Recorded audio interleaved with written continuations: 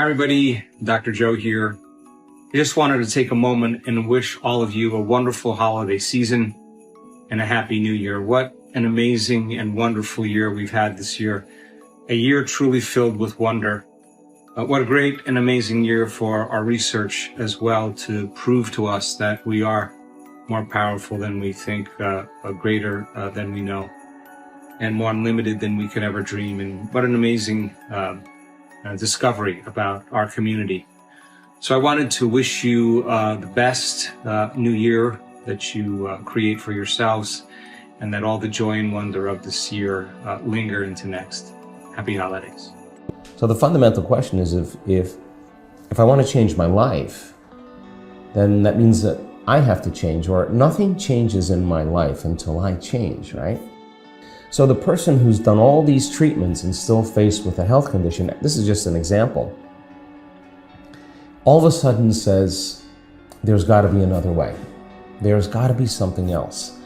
And so knowledge, information, when we learn knowledge, when we learn information, we make new connections in our brain. That's what learning is. We're forging synaptic connections.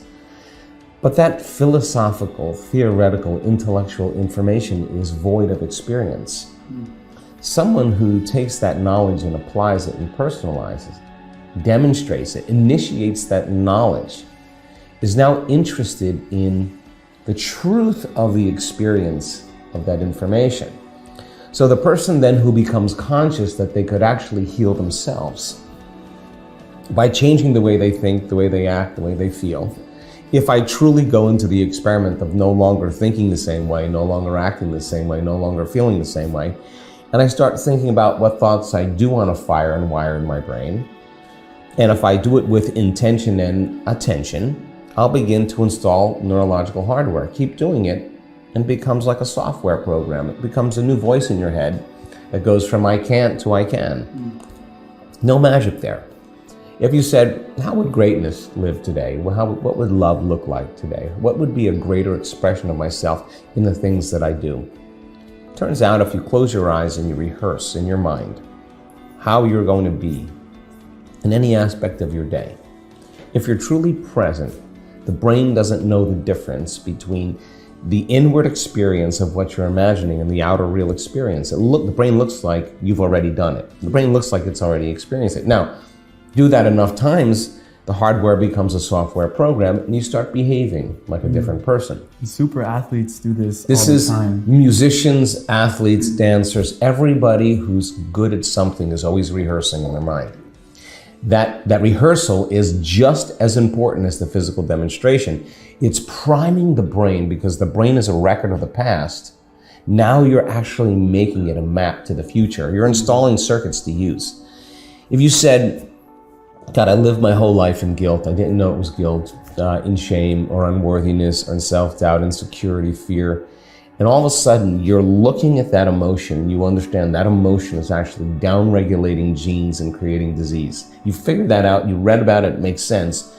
Then all of the hatred, all the anger, all the bitterness you have to someone or something in your past is keeping you connected to the past. So you'd say, can I teach my body emotionally what a new future could feel like before it happens?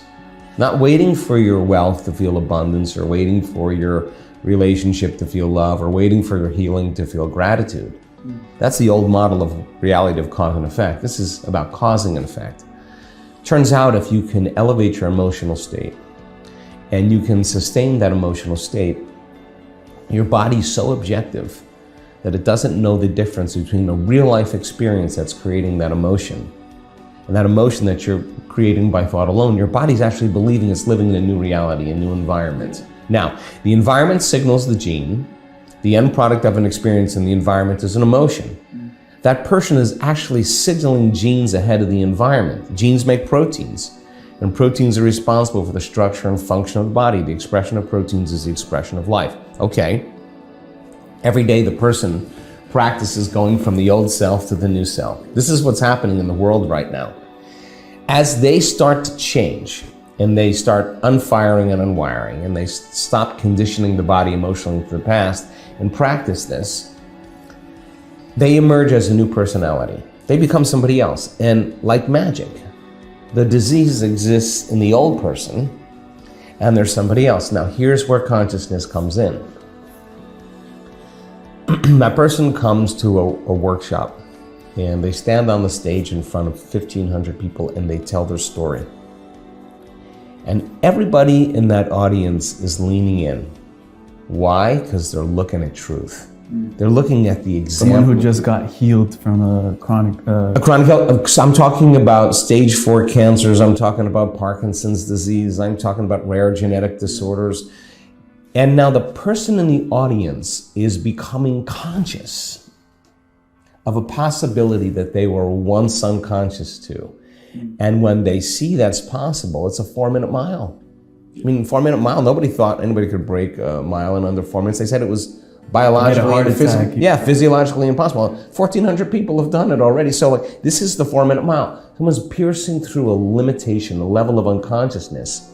And now that's a footprint in the quantum field. But in 3-dimensional reality, you're looking at that person, and they look no different than anybody else. And the person says, if that person can do it, I can do it as well. Now, all of a sudden, what's emerging in the world now because of information is teaching people that there are other possibilities that they were unconscious to. And you don't need an authority any longer. You don't need a priest. You don't need a governor. You don't need a teacher. You don't need a doctor to gain information any longer.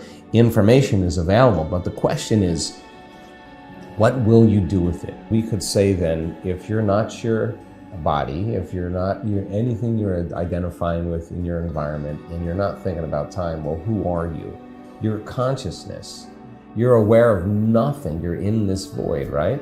In this vacuum. Now, that realm that you pass into is fertile, as I said, with frequency, with information. Every thought has a frequency there.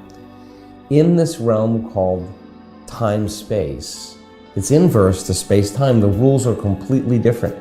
There's nothing physical. It's frequency, it's energy, it's vibration, it's thought, it's consciousness, it's information. And connection, everything is connected. There's no separation. It's unity, it's wholeness, it's oneness. Everything's connected to everything else. Now you got to change the way you think when you get to this place. So now, in time space, there's an infinite amount of time. Instead of space being eternal, time is eternal. So there's one infinite present moment, one eternal now. Okay, now let's think about that. If you had all the time in the world to get things done, how many things could you get done? Infinite. Imagination. Yeah, equal to your imagination. Well, that's the quantum. There's infinite possibilities, everything all the time, right? So in the realm of space-time, we move through space from one point to another, and if we want to get there sooner, we move faster. We drive faster, we run faster, we do things faster. If we want to get there... We work harder too. Yeah, we work harder, right? You got to work hard, you got to fight for it, right? In this realm, there's nowhere to go. There's no space. So you're connected to everything. So here's the dichotomy.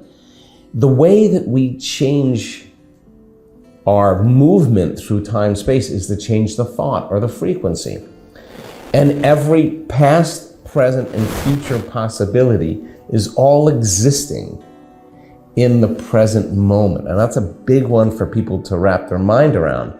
So there are dimensions. We can move through times. We can travel through times, travel in a mystical moment to a childhood memory that defined you, and you can see yourself as your adult self and have compassion for that child and get the understanding that child didn't have at that time, and it'll change your biology in a second. The person who... Because you're connected to that past. You are that past. You are it, but you're not seeing it as the 7-year-old child. You're seeing it as an integrated adult called Emilio saying, God, I love that kid. That's not the truth. He just saw it that way. It wasn't his fault. He wasn't responsible for that. Oh my God. And now, somehow the memory is replaced from a greater level of consciousness.